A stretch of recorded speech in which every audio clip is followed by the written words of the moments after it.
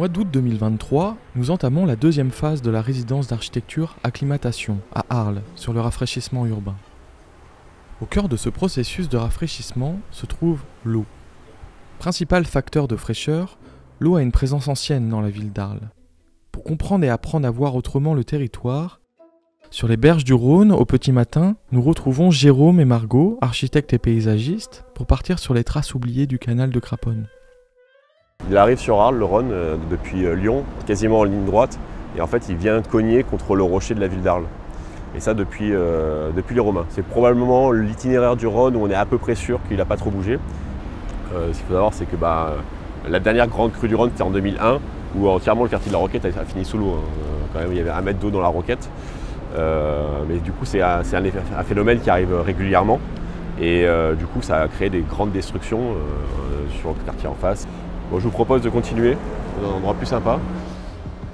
Historiquement, Arles est une ville d'eau. Par le lien qu'elle entretient aux berges du Rhône, certes, mais également par tout un dispositif savant de canaux venant irriguer la ville. À proximité du pont autoroutier, au bout du quartier de la Roquette, se jette le canal de Craponne. Enterré, caché et canalisé par des murs en béton, le canal est devenu presque invisible. Cette balade permet de retrouver le lien avec le cours de l'eau et de reconnecter les habitants avec ce trésor enfoui. Le canal de Craponne, au début, il était uniquement pour irriguer la Crau. Donc en fait, il s'arrêtait à Salon-de-Provence et petit à petit, il a été prolongé parce qu'en fait, les terres, on avait besoin d'irriguer de plus en plus de terres. Il a été prolongé jusqu'à Arles.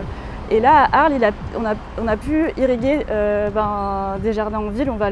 Quand on va avancer, on va pouvoir voir le jardin d'été notamment et le jardin d'hiver qui n'existe plus. Et le canal servait à irriguer ces jardins. La question d'avoir vraiment un canal canalisé avec des murs, etc., il y a un besoin régulier d'entretenir, même le fond, pour que ce soit bouché, etc. Arles est une ville qui est quand même entièrement entourée d'eau.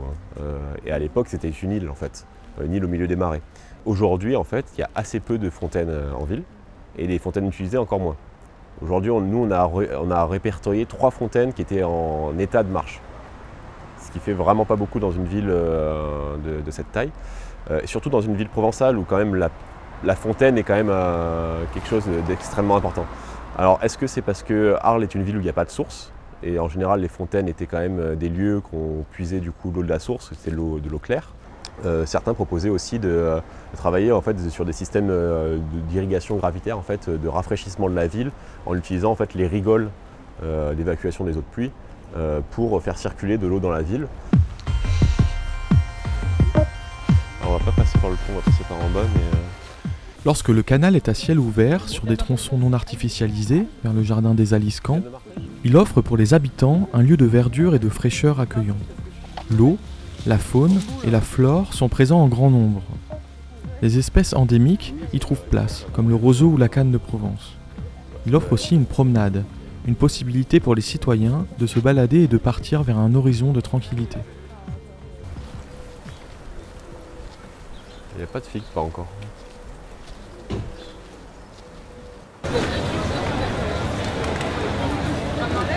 Ça manque d'ombre, ça manque d'air et surtout ça manque de points d'eau, quoi. En fait, de points d'eau publics pour trouver de l'eau potable accessible partout, c'est la galère, quoi.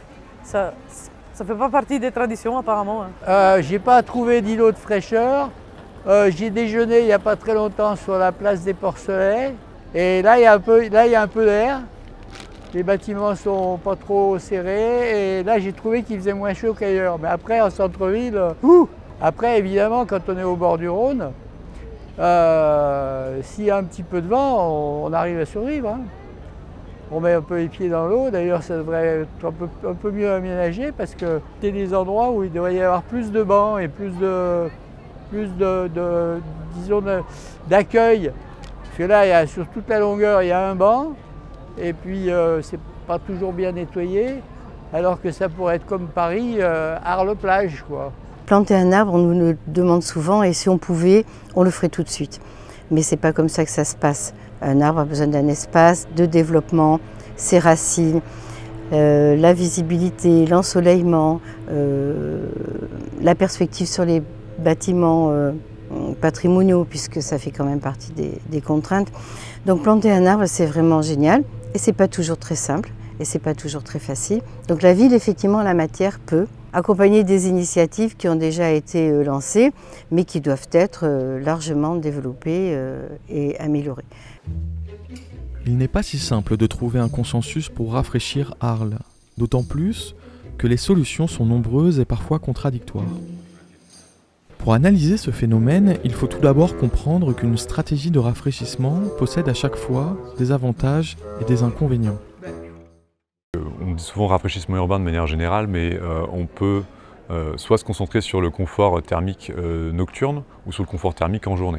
La ville d'Arles, elle a pas mal déjà d'atouts et de bénéfices parce que c'est une ville qui est très dense, avec des rues très étroites. Et donc la morphologie urbaine, avec des rues en plus un peu en quinconce comme ça, un peu en zigzag, elle est très favorable au confort thermique en journée. Mais si on s'intéresse plutôt au confort thermique nocturne, là on va avoir plus de problèmes parce que le fait d'avoir une ville qui va avoir une morphologie très dense comme ça, on va bloquer les vents, on va bloquer la ventilation des rues et donc en fait l'effet d'îlot de chaleur il va être globalement favorisé parce que ces rues très étroites, elles ne vont pas se refroidir à la même vitesse qu'un espace qui a l'air libre globalement. Et donc à partir de ça on peut imaginer plein de stratégies. Une stratégie qui est un peu évidente, qui est complémentaire de tout ce qui existe, c'est vraiment de végétaliser, de planter. L'intérêt c'est qu'on va pouvoir réussir en fait à valoriser l'eau qu'il y a dans le sol par l'évaporation et l'évapotranspiration. D'autres stratégies qui peuvent exister, ça va concerner notamment des ombrages complémentaires, donc par exemple des pergolas dans l'espace public, dans des zones où vraiment là on peut pas planter, parce que voilà, la plantation elle est intéressante, mais vraiment quand on travaille à grosse échelle, c'est-à-dire que planter quelques arbres par-ci par-là, ça peut bien sûr ombrager, mais on ne va pas pouvoir parler d'îlots de fraîcheur ou de lieux de rassemblement en termes de fraîcheur. L'évolution de la ville a parfois œuvrer dans le mauvais sens pour des questions justement de confort d'été. Par exemple, on s'est rendu compte que tous les débords de toiture avaient été rognés. Ce qui a un double effet, c'est un effet à la fois collectif et puis c'est un effet domestique puisque les maisons sont mieux protégées, notamment les fenêtres des derniers étages sont moins ombrées qu'elles ne l'étaient auparavant. L'autre transformation majeure aussi qu'a connue Arles, comme la plupart des villes, c'est l'imperméabilisation des sols. Puisqu'on avait des villes souvent pavées, le patrimoine justement et l'état de la ville, aussi bien l'identifier dans son état actuel que dans son état antérieur, mais pas fondamentalement, pas en remontant au calendrier grec, ni même à l'Arles romaine. Il y avait aussi donc toute une série de petites interventions assez faciles à maîtriser et qui pouvaient transformer favorablement l'écologie de la ville, quoi.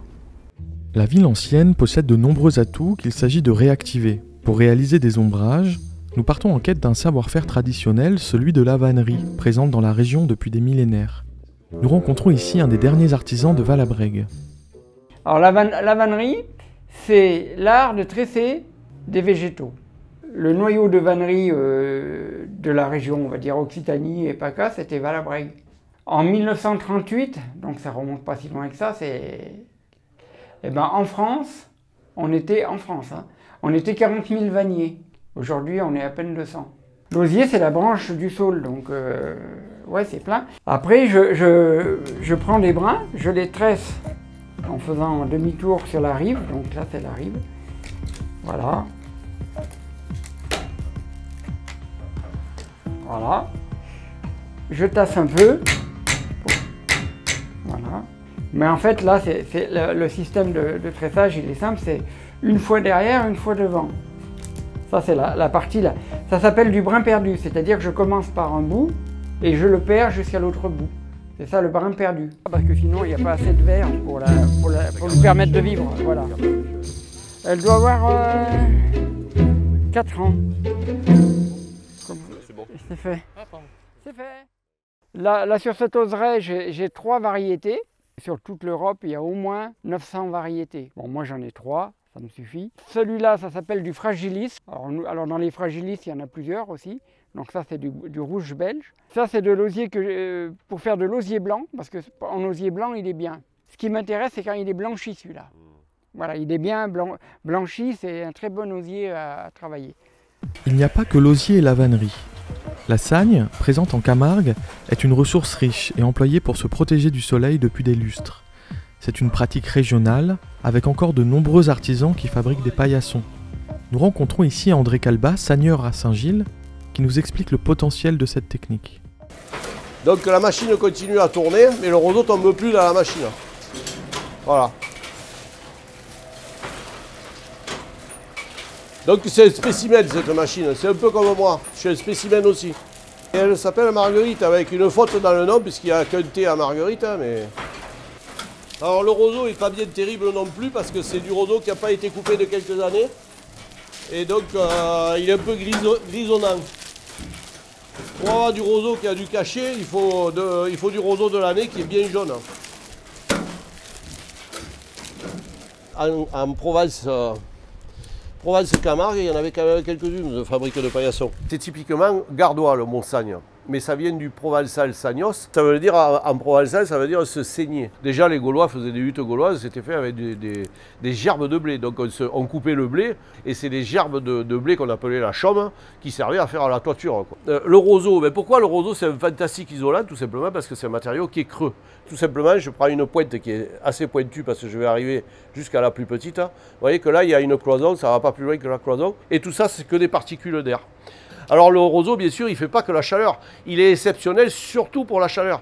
Et c'est justement le roseau, là, il a quand même une... on pourrait s'en servir à bon escient. Surtout aussi dans les EHPAD. Moi, je pense surtout aux personnes âgées, aux bébés, dans les crèches. Vous faites un abri avec 4 piliers, 4 bouts de fer et un paillasson dessus. Et la personne âgée va rester dehors et elle va pouvoir prendre l'air. Alors c'est vrai que quand on dit paillasson, de suite, on croit que c'est pour s'essuyer les pieds. Non, paillasson, c'est de la paillasse en roseau. Alors en roseau, bien sûr, nous on est en Camargue, le roseau il est à profusion. C'est de la paillasse camarguaise qui est passée à la machine ou à l'époque quand ils étaient faits à la main, ça servait pour protéger les fruits et les légumes. Mais c'est surtout que ça va vous isoler de 10 à 12 degrés. Mais les maisons qui sont en angle comme ça, qui sont à plein pied, et que vous avez la pergola fait le L, ça peut descendre la température dans toute la maison. Et ça peut éviter aussi de faire tourner la clim à plein régime, on peut déjà peut-être descendre un peu la clim.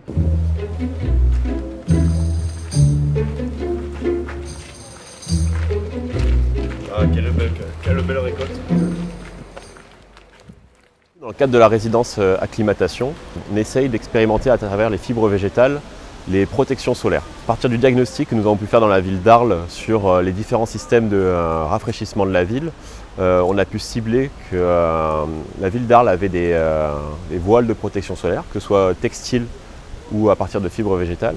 À travers toutes ces fibres, l'objet du workshop, c'est de montrer à quel point en fait, il est accessible aux habitants de pouvoir les tresser et du coup de créer des aménagements dans l'espace public ou chez eux pour se protéger du soleil sans avoir recours à des toiles plastiques ou à des produits qui sont faits à partir de fibres synthétiques et qui ne sont pas locaux. Nous sommes là actuellement dans une recherche d'échantillonnage à travers différentes formes.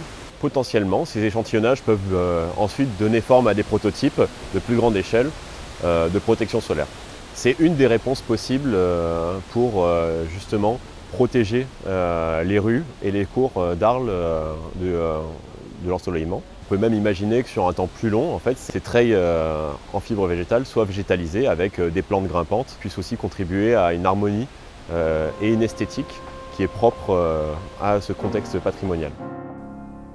Penser à l'îlot de fraîcheur urbain, c'est peut-être avant tout comprendre les qualités anciennes de la ville existante. Arles témoigne d'un passé historique millénaire. Les habitants ont par le passé été confrontés à des hausses de température et ont mis en place des parades que nous cherchons à retrouver avec cette résidence. Il n'est pas question de proposer des solutions high-tech, exogènes, en ajoutant des climatiseurs qui réchaufferaient l'espace public. Nous proposons plutôt de repenser Arles sous le prisme de ses qualités existantes et de son patrimoine bâti unique. Les dispositions de la ville ancienne sont à redécouvrir, les savoir-faire locaux et les techniques vernaculaires à réinvoquer.